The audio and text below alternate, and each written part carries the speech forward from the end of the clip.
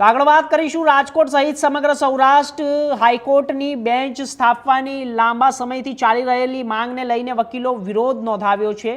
Rajkot bar association દ્વારા જિલ્લા કલેક્ટરને આવેદનપત્ર પાઠવી સરકાર સમક્ષ હાઈકોર્ટ બેન્ચની શરૂઆત કરવાની માંગ કરવામાં આવી છે। આ મુદ્દે સૌરાષ્ટ્રના તમામ બાર એસોસિએશનનું એક દિવસીય હડતાલનું એલાન આપ્યું છે।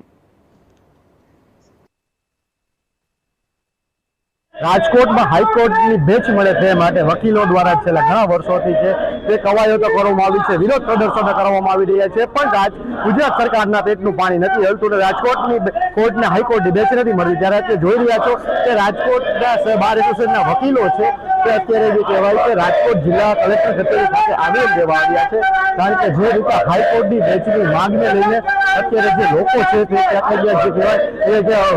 ઘણી મુશ્કેલીનો સામનો કરવો પડતો હોય છે, આવી સમસ્યાઓનો સામનો ન કરવો પડે તે માટે અત્યારે જે કહેવાય કે લોકો જે છે ત્યારે જે વકીલો છે તે અત્યારે આવ્યા છે અને જે અત્યારે માંગ કરી રહ્યા છે, ત્યારે આપણી સાથે કેટલાક વકીલો જેમની સાથે વાત છે, તો શું કહેશો અત્યારે હાઈકોર્ટની બેન્ચની માંગ લઈને કલેક્ટરને રજૂઆત કરવામાં આવી છે, શું કહેશો? આજરોજ એક દિવસની સ્ટ્રાઇક છે અને આવેદનપત્ર કલેક્ટર સાહેબને દેવાનું છે અને આગળ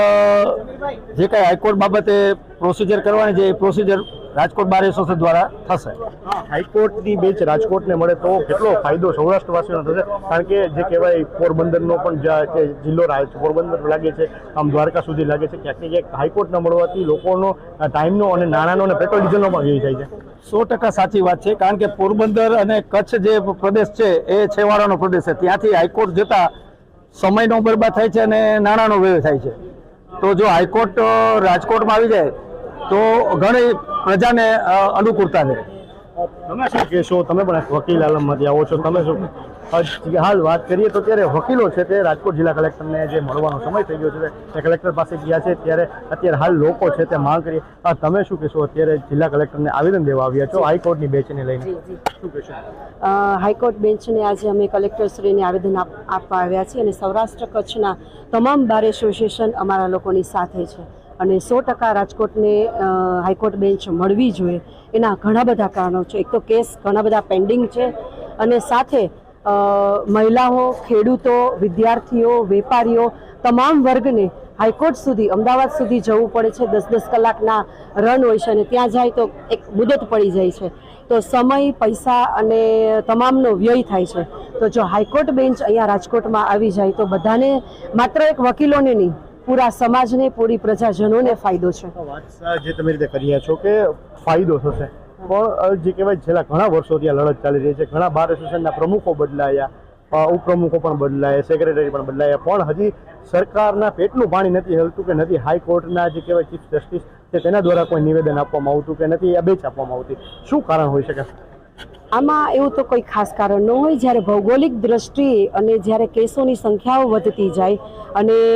વસ્તીનો વધારો થતો જાય તો આ બધા મુખ્ય કારણો હોઈ શકે, પણ આટલા વર્ષોથી લડત આવી છે અને હવે જે લડત શરૂ કરી છે એ ક્યારેય ઊભી નથી રહેવાની। આ લડત ચાલુ જ રહેવાની છે જ્યાં સુધી હાઈકોર્ટ બેન્ચ ન મળે અને સરકાર પણ અમને ઘણો સપોર્ટ કરે છે આ વાત ઉપર અને સરકારના ધ્યાનમાં પણ છે કે હાઈકોર્ટ બેન્ચ રાજકોટને મળવી જોઈએ। ધન્યવાદ। તો હતા રાજકોટ બાર એસોસિએશનના વકીલો અને હોદ્દેદારો, જેમનું સ્પષ્ટપણે કહેવું છે કે રાજકોટને જે રીતે કે સૌરાષ્ટ્રનું જે રાજકોટ છે તે હબ છે, કારણ કે સૌરાષ્ટ્ર કચ્છથી લઈ પોરબંદર અને દ્વારકા સુધીના એરિયાઓ છે તે રાજકોટમાં આવતા હોય છે, ત્યારે આવી સ્થિતિમાં જે કેસો થતા હોય, કેસોની કોઈ મુદત થતી હોય છે, ત્યારે ક્યાંક ને ક્યાંક મુદત જે હાઈકોર્ટ સુધી તે લોકોને લંબાવવું પડતું હોય છે અને એમાં પણ મુદત પડે તો એક પૈસાનો અને જે કહેવાય ટાઈમ અને જે કહેવાય બધો વ્યય થતો હોય છે, ત્યારે આવી સ્થિતિ ન સર્જાય અને જે કેસો છે તે વકીલને રાજકોટ માં લડી શકે અને જે કહેવાય ઝડપી અને સહેલો જે ન્યાય મળી શકે તે માટે આ લડત ચાલુ રાખવામાં આવી છે। આજ અડધા દિવસ સુધી કહેવાય કે રાજકોટના વકીલો છે તે કામગીરીથી અલિપ્ત રહેશે, ઇમરજન્સી જ માત્ર કામગીરી કરશે,